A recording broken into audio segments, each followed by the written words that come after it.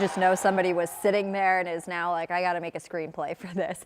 But we are not at the closing credits yet. IU has had an amazing season so far, from beating Oregon on the road, then winning the Big Ten championship over Ohio State. Now the Indiana Hoosiers are Rose Bowl champions. 1 week from today, it's Indiana against Oregon again, this time for a chance at the national championship. Thanks for staying with us at 6. I'm Jenna Webster, in tonight for Scott and Anne Marie. The Hoosiers still celebrating that big win as they head back to Indiana. Our Alex Almanza is at the airport checking in with fans still thrilled with the Rose Bowl's outcome and looking ahead to next week's Peach Bowl. Alex. Hey, Jenna. Well, when we came to the airport, we were expecting a lot of cheers, a lot of, go Hoosiers. But it's kind of hit that moment where a lot of fans, they've been on the planes for 3, maybe even 4 hours. And so they need to get home. They need to rest because next week they've got a bigger challenge ahead of them at the Peach Bowl. So a lot of fans that we spoke to, were getting off the plane. They say that, this is something that they never expected, and it's been years in the making, even decades in the making. And so a lot of fans say that, this is kind of a turning point for IU and the Hoosiers. IU is known as a basketball school. And so, for them to come out on top here in football, going toward the Peach Bowl, it's something unimaginable. And it's one thing that Cora Zink, who's a IU junior, says being part of the student section was unimaginable. IU fans are all over the place in the Bama section, and then after we won, basically all the Bama fans cleared out and the stadium still seemed full because it was all IU. It was awesome, and I got to be a part of the student section there, and it was so cool. And yeah, I'll be at the Peach Bowl next. Hoosiers. We're number 1. And despite the tiredness, when we asked a lot of fans who went to the Rose Bowl, what was the energy like? Their eyes lit up. They were so excited to just kind of, bring back a little part of Los Angeles here to Indianapolis. And like I said, we've got a week between now and the Peach Bowl. So fans have got some time to buy those tickets for next week, and they've got some sleep to catch up on. But we're going to probably be back here next week as some of those fans go back to Atlanta and they get to those flights. Jenna? Oh yeah, I'm sure a lot of people are going to sleep very well tonight after all those celebrations. Alex, thanks. IU fans also doing some celebratory shopping today. We went to Rally House in Southport Commons where fans were buying Rose Bowl championship shirts as well as Peach Bowl merchandise. Those will definitely be some popular items right now. And of course, in 7 days, the Hoosiers will be playing for a spot in the NCAA National Championship for the first time in program history. Standing in the way is the Oregon Ducks. The Peach Bowl will be a rematch of the Hoosiers' Week 6 game, which they won 30-20 in Eugene. This time they'll face off on a neutral site, Mercedes-Benz Stadium in Atlanta. These are pictures from last year's Peach Bowl. The president of the Peach Bowl says the game is already sold out. The Big Ten matchup is also a bit different for them. He says it's typically been SEC and ACC teams. Congratulations to Coach Signetti for what he's done in the last 2 years. It's been remarkable. I don't know that there's been a turnaround in college football that's been greater than what he's accomplished, and the way he's developed players coming from James Madison and the recruits that he's brought in. Says both Indiana and Oregon will receive $100,000 from the Peach Bowl for scholarships.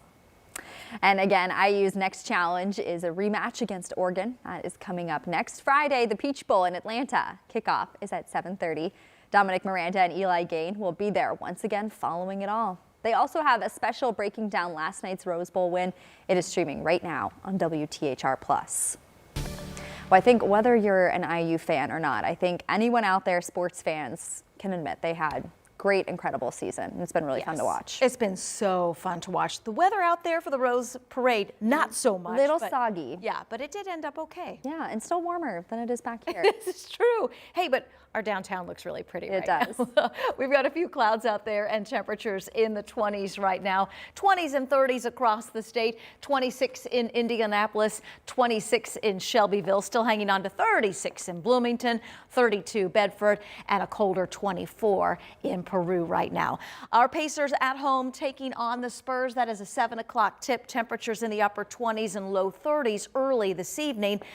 Cold tonight, teens and 20s to start our Saturday, and then we've got mostly cloudy skies and 31 midday tomorrow. High temperatures, mid-30s, will go up a few degrees as we look ahead to Sunday, expecting upper 30s, nearing 40 degrees.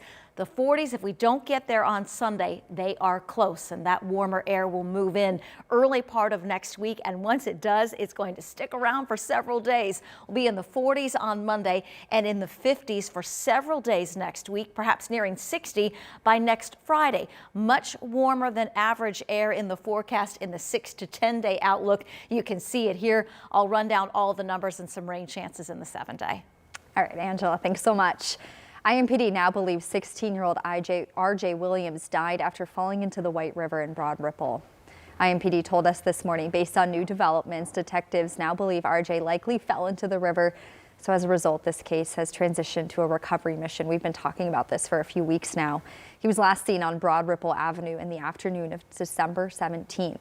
Then on Thursday, December 18th, IMPD detectives and K-9 searched the area and found a backpack and gym bag they say belonged to RJ on a dock along the White River.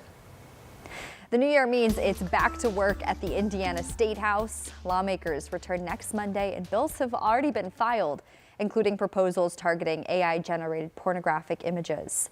Two of those bills come from lawmakers on opposite sides of the aisle, Republican Craig Haggard and Democrat Maureen Bauer, who have signed onto each other's bills. Haggard says last fall his wife may have been the victim of a deep fake AI video. His bill would make creating or distributing AI porn a crime in Indiana with penalties similar to federal law. Representative Bauer says she was also targeted last year when an altered image of her was used to harass her. Her bill, House Bill 1182, would create new criminal penalties for making or sharing AI sexual images without consent. Both lawmakers say Indiana law needs to catch up, and fast. There's a lot of good with AI, but there is bad. And anytime you have something like this is trying to play catch up, to make people aware of all the bad sides. Under federal law, knowingly publishing non-consensual intimate images, including ones made with AI, is punishable by up to 3 years in prison and fines. After the Franklin Fire Department found several safety issues at 2 local hotels, tonight they sit vacant. The owner is now working to reopen them. Brandon Schaff explains what it will take to do that, though.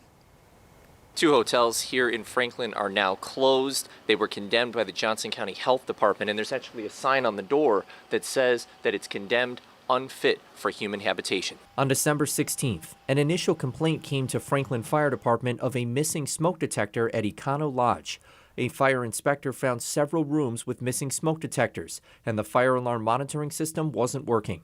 Franklin FD told them a paid fire watch was needed, but the owner chose to close the hotel instead. On December 21st, the relax-in ceiling collapsed in the pool area, which was closed at the time. Fire officials say the sprinkler system failed, causing pipes to burst. Fire officials say some families lived in the hotels, both owned by the same person, so the conditions were a safety concern. The hotels had similar fire monitoring problems back in 2024 that were fixed. Are you concerned because it was a problem before that even if they fix it now, it might become a problem again? I hope not. I hope they did not have to close down last time, so I'm hoping that the closure this time will be an eye-opener. Snyder says for them to reopen, they'll need working sprinkler and fire alarm monitoring systems and smoke detectors installed where required. Brandon Schaff, 13 News. Still had an update on the dispute between a Catholic parish and the city. The new step the Archdiocese is taking over St. Philip Neri Church. And it's going to be a chilly weekend, highs in the 30s, but warm weather is coming in the 7 day. And Metro Police are investigating the city's first homicide of 2026. What we're learning about what led up to the teen's death.